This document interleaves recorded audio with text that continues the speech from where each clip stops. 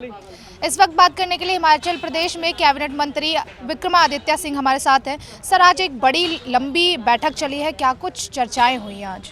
ये बड़ी सकारात्मक चर्चा हुई है। हमारे राष्ट्रीय नेतृत्व के समक्ष हिमाचल के सारे मुद्दे थ्रेडबेयर उनको रखा गया है। किस तरीके से हमने चुनाव लड़ने हैं, किस तरीके से उसके ऊपर जो चर्चाएं हैं वो हुई है और आगे क्या रणनीति पार्टी की रहेगी उसके ऊपर भी बात हुई है। तो मुझे विश्वास है कि चारों लोकसभा सीटों में हमारा अच्छा प्रदर्शन रहेगा। हम चुनाव लड़ेंगे भी और जीतेंगे भी। क्या कुछ चेंजेस भी हो सकते हैं? चेयरमैन की नियुक्तियां भी हो सकती हैं 2024 के चुनाव को देखते हुए?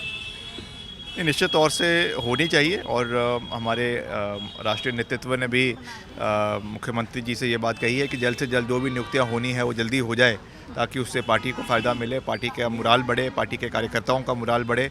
तो उस संदर्भ से मैं समझता हूं कि महत्वपूर्ण है और मुख्यमंत्री जी ने भी उसमें अपना पूरा आश्वासन दिया है।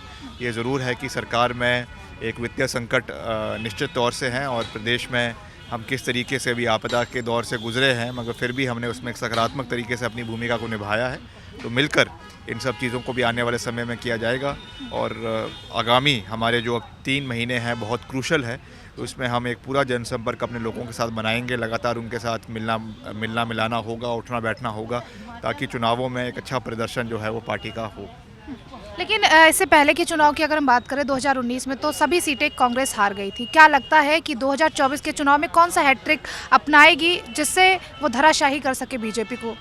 देखिए, निश्चित तौर से 12, 19 में और 14 में हमारा प्रदर्शन अच्छा नहीं रहा था, मगर हमने बाई इलेक्शन में जीता। हमने चाहे वो लोकसभा के चुनाव थे, चाहे विधानसभा के चुनाव थे, उसके बाद उनको भी जीता। तो परिणाम बदलता रहता है। चुनाव में जो मतदान है उसका जो एक मापदंड है वो समय समय पर बदलता रहता है। तो ये सब चीज़ें हैं, मगर हम फिर से लोगों के बीच में पूरी मजबूती के साथ जाएंगे। जो केंद्र सरकार का हिमाचल के साथ एक रवैया रहा है, खास करके आपदा के समय में जो हिमाचल को सहयोग मिलना चाहिए था, और हम आंकड़ों के साथ ये बात कहेंगे, केवल विरोध करने के लिए नहीं करेंगे। जो आंकड़े हमारे पास उपस्थित है उनको जनता के बीच में रखेंगे। जनता को बताया जाएगा कि आदरणीय प्रधानमंत्री जी हिमाचल को कहते हैं कि मेरा दूसरा घर है, मगर जब सहयोग करने की बारी आती है तो कोई सहयोग प्रदेश का नहीं हुआ।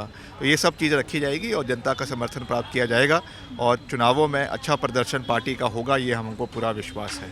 बहुत बहुत शुक्रिया। और ये थे हमारे साथ कांग्रेस के हिमाचल प्रदेश कैबिनेट मंत्री विक्रमादित्य सिंह, जिनका साफ तौर पर कहना यह है कि 2024 में हम 4 की 4 सीटें अपने कब्जे में करेंगे। लेकिन इससे पहले चुनाव की अगर हम बात करें 2019 की, तो सभी सीटें कांग्रेस हार गई थी। लेकिन एक नई रणनीति बनाने की कोशिश कर रही है कांग्रेस। देखना यह होगा कि 2024 में ये नई रणनीति कितना रंग लाती है। कैमरा पर्सन राम के साथ काजल सिंह, TV7 भारत।